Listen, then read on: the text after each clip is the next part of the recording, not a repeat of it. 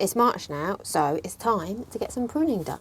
So I've popped in the greenhouse to grab my favourite little secateurs, and I'm going to go straight out there and get started. The first thing I'm going to start with is these raspberries.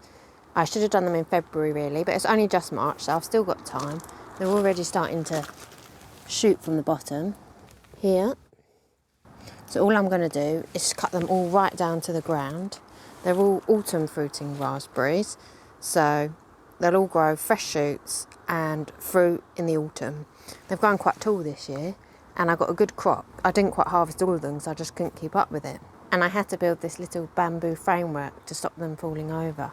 I know that one thing you can do is if you want to get some raspberries in the summer as well, with autumn fruiting canes, you can just cut the top off where they've fruited the previous year, and then you'll get some raspberries at the top there a bit earlier than the rest. But I tried this last year. I did a few, I just cut the top off, and the rest I cut right down.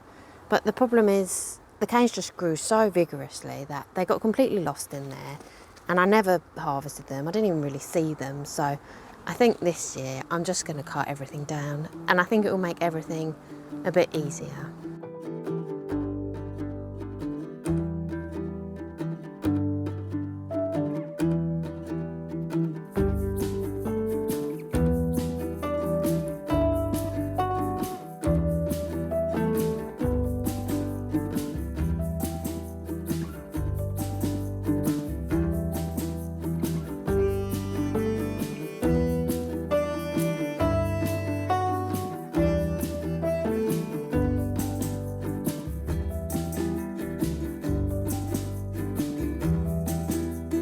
Tough one. These must be the ones that I left on last year. Much thicker. I'll grab my ratchety ones. That should do the job. Or not. It's tough. Yes. Finally.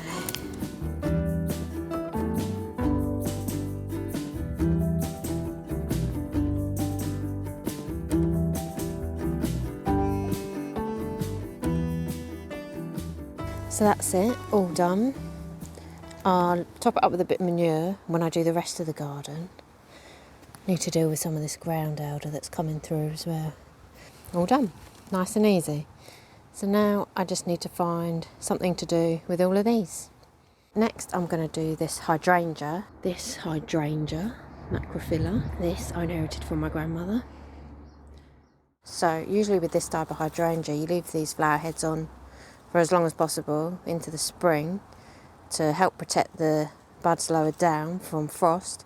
And we are still getting quite hard frosts, but I don't know, the buds, they're coming through quite strongly now and they're sort of dying off on the top anyway, so I think I'm going to do that now. It's just started raining, but I'm going to persevere. So I want to come a bit further down the stem, find a nice healthy pair of buds and cut to that.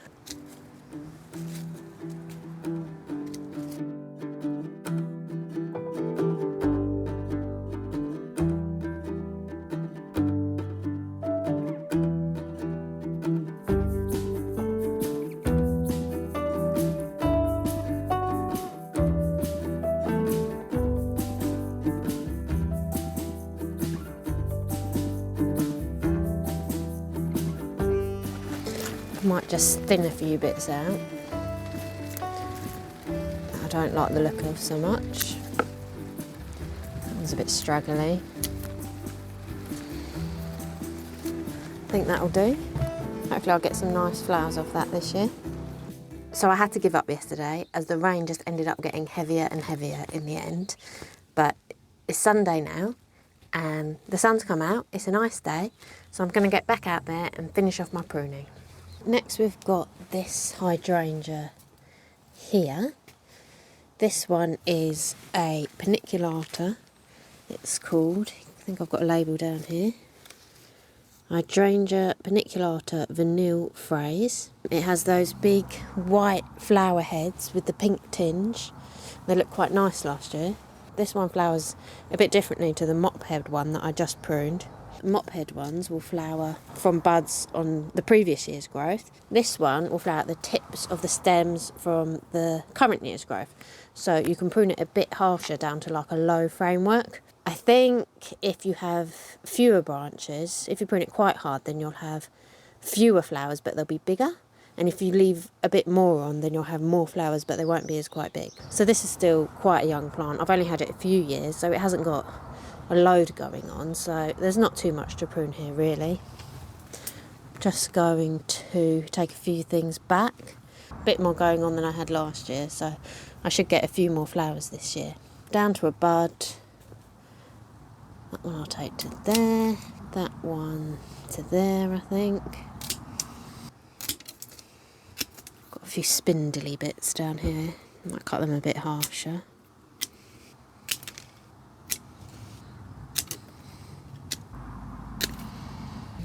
I think that'll do nicely. Right, next I'm going to tackle my kiwi plant. Well, first I might just cut down this verbena, get it out of the way. Some nice weeds growing down there as well.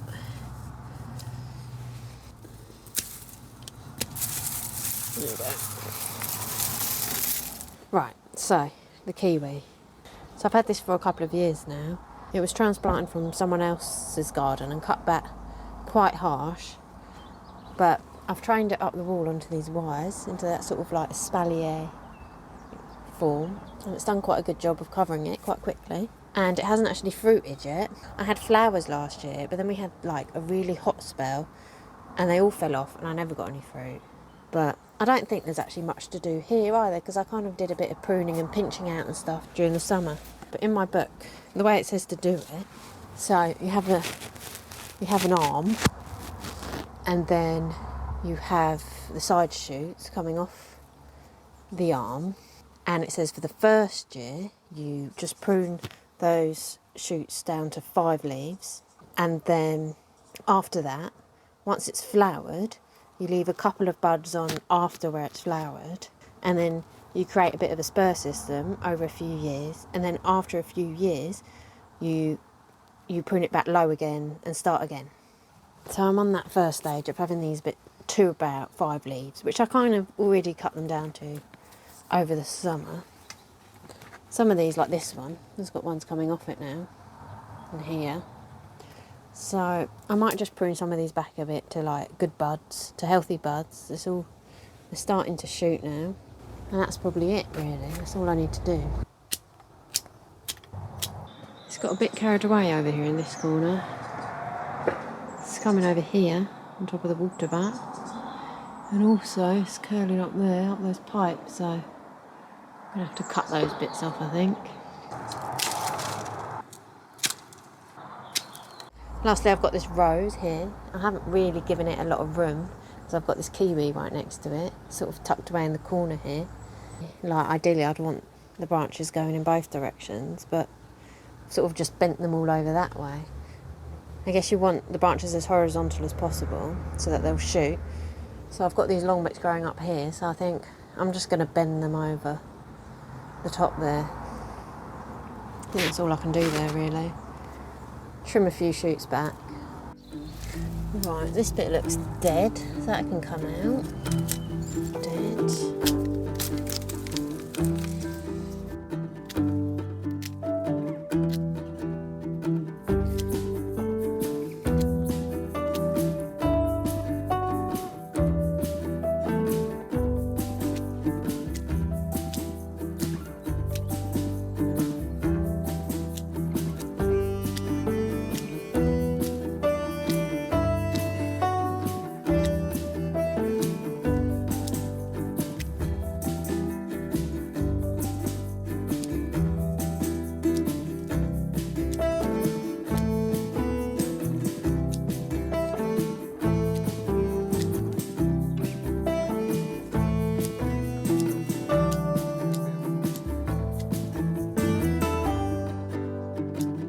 So I thought I was done, but then I looked at this Buddleia and I thought, I think this needs a little bit of a tidy up. This is a bit of a different variety. It's called Butterfly Towers, so it's supposed to grow like quite tall and not too wide, so I don't want to take too much of the height because I don't have a lot of room here, but it'd be quite nice at the back of bed there to get quite high. I might just take a little bit off and give it a bit of a tidy up.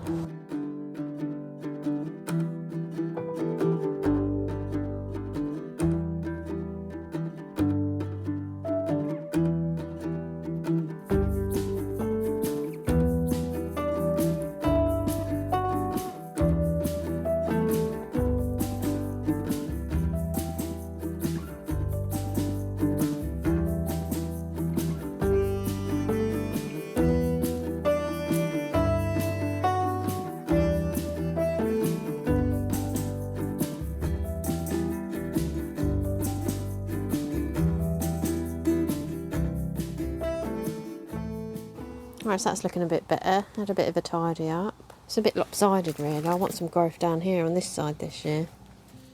That's the rose done. I mean, I'm not sure it's trained how you'd normally train a rose, but as long as it puts some nice flowers on, that'll do.